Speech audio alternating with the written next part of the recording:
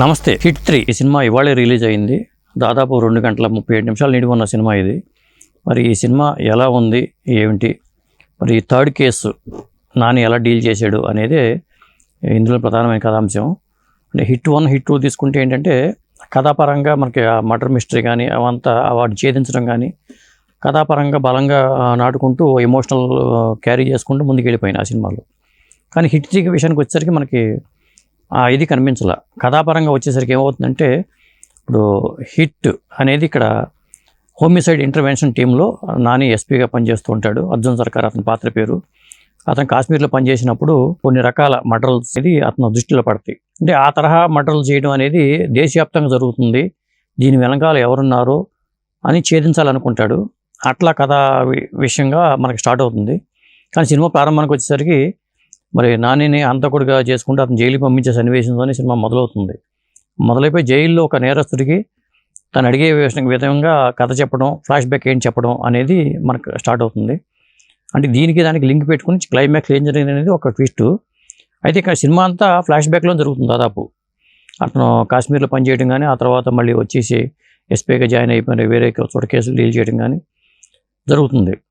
అయితే ఏంటంటే ఇక్కడ డార్క్ వెబ్ పేరుతో జరిగే, ఎందుకంటే రెగ్యులర్గా మనకు జరిగేది ఏంటంటే వెబ్సైట్స్ తెలుస్తూ అందరికీ తెలిసే విధంగా ఉంటాయి. కానీ డార్క్ వెబ్ ఏంటంటే చీకటి సామ్రాజ్యాన్ని డార్క్ వెబ్లో ఎలా ఉంటుంది అనేది ఒక కొత్త పాయింట్ తీసుకుని దాన్ని డైరెక్ట్ చెప్పాలనుకున్నాడు శైలేష్ కొలను.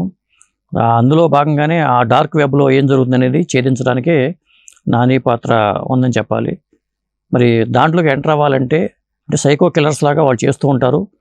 వాళ్ళు ఒక మర్డర్లు చేయడం, దాని వెబ్సైట్లో అప్లోడ్ చేయడం ఎవరిని చేస్తూ ఉంటారు. ఆ 2 మర్డర్లు చేసే వాళ్ళకి దాంట్లో మెంబర్షిప్ దొరుకుతుంది అనుకోవాలి. అలా టీం అంతా ఒక్కోసారి మీట్ అవుతూ ఉంటారు. ఇవన్నీ జరుగుతూ ఉంటాయి. వీటిలోకి ఎంటర్ అవ్వాలంటే ఎలా అనుకున్నప్పుడు నాని కూడా ఒక కిల్లర్ లాగా దాంట్లోకి ఎంటర్ అవ్వాల్సి వస్తుంది. అంటే పోలీస్ ఆఫీసర్గా ఉన్నా కానీ దాంట్లోకి ఎంటర్ అయ్యి వాటిని ఆ గ్రూప్లోకి ఎంటర్ అయిన తర్వాత వాళ్ళని ఎలా ఛేదించాడు అనేది మెయిన్ కథాంశం ఇది. అంటే దీన్ని చెప్పడంలో ఏమైందంటే కథాపరంగా చూసుకుంటే కథ చాలా పలచగా ఉందని చెప్పాల్సి వస్తుంది. కేవలం నానిని ఒక క్లాస్ టచ్ ఉన్న నానిని ఒక మాస్ హీరోగా ఎలివేషన్ చేయడం మీదే డైరెక్టర్ ఫోకస్ పెట్టాడని చెప్పాలి. డైలాగ్స్ పరంగా చూసుకున్నా కానీ ఎక్కువ డైలాగ్స్ అలాగే ఉన్నాయి. ఒక డైలాగు క్లాస్ అనుకున్నాను అనే డైలాగ్ చూసుకుంటే ఆ మాస్ ఏంటో ఇప్పుడు చూపిస్తానంటూ చూపించే డైలాగ్ కానీ, అంటే నానిలో తను మారుతున్నాను, తను ఇలాంటి సినిమాలు కూడా చేస్తాను అని చెప్పాలనుకున్నది తాపత్రయం అనేది ఎక్కువ కనిపించింది. అందులో భాగంగానే ఈ సినిమాను కూడా అలాగే టార్గెట్ పెట్టుకుని చేశారు వాళ్ళు. మాస్ ఆడియన్స్కి బాగా దగ్గర అవ్వాలనే ఉద్దేశంతోనే. కాకపోతే వైలెన్స్ అనేది చాలా ఎక్కువ విపరీతమైన వైలెన్స్ పెట్టారు. ఎందుకంటే 18 సంవత్సరాల లోబడిన వయసు లోపడిన వాళ్ళకి అనుమతి లేకపోవడం కారణం ఏంటంటే విపరీతమైన హింసాత్మక సన్నివేశాలు అయితే ఉన్నాయి. ముఖ్యంగా సెకండ్ హాఫ్లో వచ్చే సన్నివేశాలు కానీ, క్లైమాక్స్ సన్నివేశాలు కానీ చాలా రక్తపాతంతో జుగుప్సాకరంగా కూడా కొన్ని సన్నివేశాలు అయితే ఉన్నాయి. అంటే ఇక్కడ నాని పాత్ర పరంగా చూసుకుంటే నాని ఎలా చేశాడు అనేది మాత్రం చూసుకుంటే రెగ్యులర్ ప్యాటర్న్లోనే తను ఎలా చేస్తాడో అలాగే చేశాడు. ఎక్కడ తగ్గేది లేదన్నట్టుగా తన పాత్రని పోషించడంలో కానీ, ఆ తరహా క్యారెక్టరైజేషన్ని ఆశాంతం డీల్ చేయడంలో కానీ నాని సక్సెస్ అయ్యాడని చెప్పాలి. ఎందుకంటే వన్ మ్యాన్ షో లాగానే సినిమా నానిని మోసుకొచ్చాడని చెప్పాలి. ఇక శ్రీనిధి శెట్టి నానికి పేరుగా ఈ సినిమాలో అమ్మాయి కనిపించింది. తను కూడా నాని లవర్గా ఎంటర్ అయ్యి ఆ తర్వాత మరి పోలీస్ కాప్గా మారి ఒక అండర్ కవర్ ఆపరేషన్లో వీళ్ళు ఎలా తలపడ్డారనేది అంటే నానితో కలిపి అమ్మాయి ఎంటర్ అవ్వడం కానీ జరుగుతుంది. ఇక ప్రధానంగా ఈ 2 పాత్రలు మనం చెప్పుకోవాలి. ఇక చెప్పాలంటే రావు రమేష్ పాత్ర పోలీస్ ఆఫీసర్గా, నాని పై అధికారిగా రావు రమేష్ పాత్ర నామకే వస్తుందని చెప్పాలి. నాని ఫాదర్గా సముద్రకాని పాత్రను కూడా సరిగ్గా ఉపయోగించుకోలేదని చెప్పాల్సి వస్తుంది. నాని తాతగా నెపోలియన్ చూపించారు. ఆయన ఫోటో రూపంలో కనిపిస్తాడు తప్పితే మనకు పాత్ర ఎక్కడ కనిపించదు. ఆయనకి సంబంధించిన ఫ్లాష్ బ్యాక్లో ఏదో స్టోరీ ఉన్నట్టుగా చూపించారు తప్పితే మనకి నాని నెపోలియన్ ఎక్కడ కనిపించడు. ఇక సముద్రకాని కూడా తన తండ్రిగా చూపించినా కానీ నామమాత్రంగా పాత్ర కానీ మిగిలిపోయింది. ఇంకొకటి ఏంటంటే మైనస్, మరి నాన్న ఇంత హీరోయిజం ఉన్నప్పుడు విలన్ ఎవరు అనుకున్నప్పుడు అది కొత్త పాత్రే, కొత్త విలను చెప్పాలంటే. అంటే బలమైన విలన్ అయితే లేడు, బలమైన హీరో ఉన్నాడు కానీ బలమైన విలన్ మాత్రం లేడు. ఒక సైకో విలన్స్ మాదిరిగా ఒక గ్రూప్ని అటాక్ చేయడమే టార్గెట్ పెట్టుకుని చేసినట్టు అనిపించింది. అంటే శైలేష్ కొలను తను ఎలా వెళ్ళాలనుకున్నాడో అలాగే వెళ్ళాడు, ఎక్కడ డీవియేట్ కాలేదని చెప్పాల్సి వస్తుంది. కాకపోతే ఆ ఎమోషన్ క్యారీ చేయడంలో మనకి హిట్ 1 కానీ హిట్ 2 కానీ కథ కొంత బలంగా తోడ్పడింది కాబట్టి ఆ 2 సినిమాలు కూడా అంత బలంగా హిట్ అయినాయి అని చెప్పాలి. ఇవాళ సినిమా హిట్ 3 కూడా అన్ని భారీ ఓపెనింగ్స్ వచ్చినాయి సినిమాకి. దీనికి కారణం ఏంటంటే హిట్ 1 కానీ హిట్ 2 కానీ సాధించిన విజయాలని చెప్పాల్సి వస్తుంది. మరి వాళ్ళ ఒక పెద్ద స్టార్ హీరోకి లేని ఓపెనింగ్స్ అయితే నాని సినిమాకి వచ్చినాయని చెప్పాలి. ఇక క్లైమాక్స్లో ఈ విలన్ని ఎలా అటాక్ చేశాడు, ఆ సైకో విలన్ ఎలా అంతమొందించారు, దీని వెనకాల ఉన్న గ్యాంగ్ ఏంటి, వాళ్ళ పర్పస్ ఏంటి అనేది ఇది కథాపరంగా చూసుకుంటే పెద్దగా మనకు కనిపించే కథ అంటూ ఏమీ ఉండదు. దీన్ని ఎలా డీల్ చేశాడు నాని, ఎలా హ్యాండిల్ చేశాడు అనేది ప్రధానంగా చెప్పాలి. ఇక డైలాగ్స్ పరంగా చూసుకుంటే అక్కడక్కడ డైలాగ్స్ అనేవి పేలినాయి.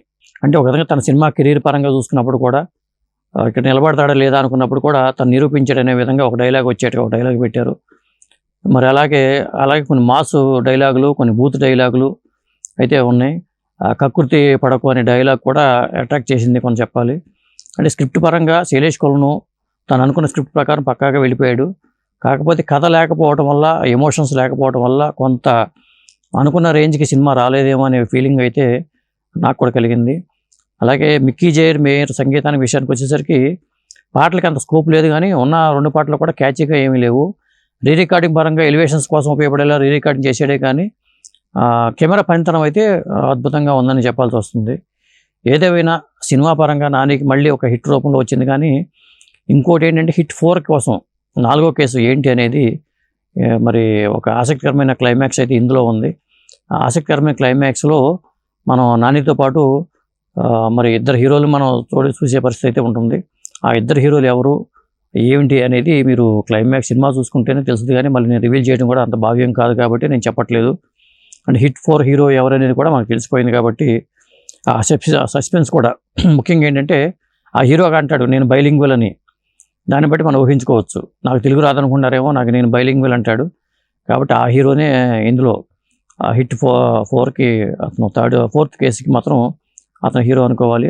మరి దాంట్లో నాని ఉంటాడా లేదా అనేది అర్జున్ సర్కార్ పాత్ర ఎక్కడితో ముగిసిపోతుందా ఏంటనేది చూడాలి.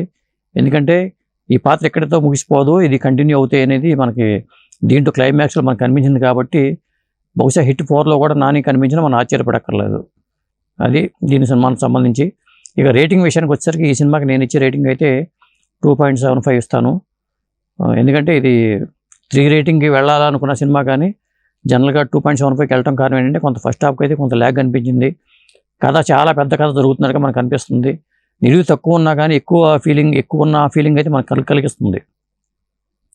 అందువల్ల అంటే కథ ఫాస్ట్గా రన్ అవుతున్నట్టుగా అప్పుడే ఇంటర్వ్యూలో వచ్చేసిందా, అప్పుడే సినిమా అయిపోయింది అనే ఫీలింగ్ మనకు కలగదు. కాబట్టి అక్కడెక్కడో మొత్తానికి అది ఆ ల్యాగ్ అనేది కథాపరంగా ఉందని నేను అనుకుంటున్నాను. ఎందుకంటే ఎలాంటి కేసులు ఉంటాయా లేదా అని మనకు ప్రాక్టికల్గా అయితే చూడం, కానీ సినిమా పరంగా చూసుకుంటే మాత్రం ఇది ఒక ప్రయోగంగానే చేసాడని చెప్పాలి శైలేష్ కొలను. ఇలాంటి ప్రయోగాత్మక సినిమాలకు మాత్రం అతను పెట్టింది పేరు అని చెప్పాల్సి వస్తుంది. డైరెక్టర్గా అతను ఈ విషయంలో కూడా సక్సెస్ అయ్యాడని చెప్పాల్సి వస్తుంది. Thank you. నమస్తే.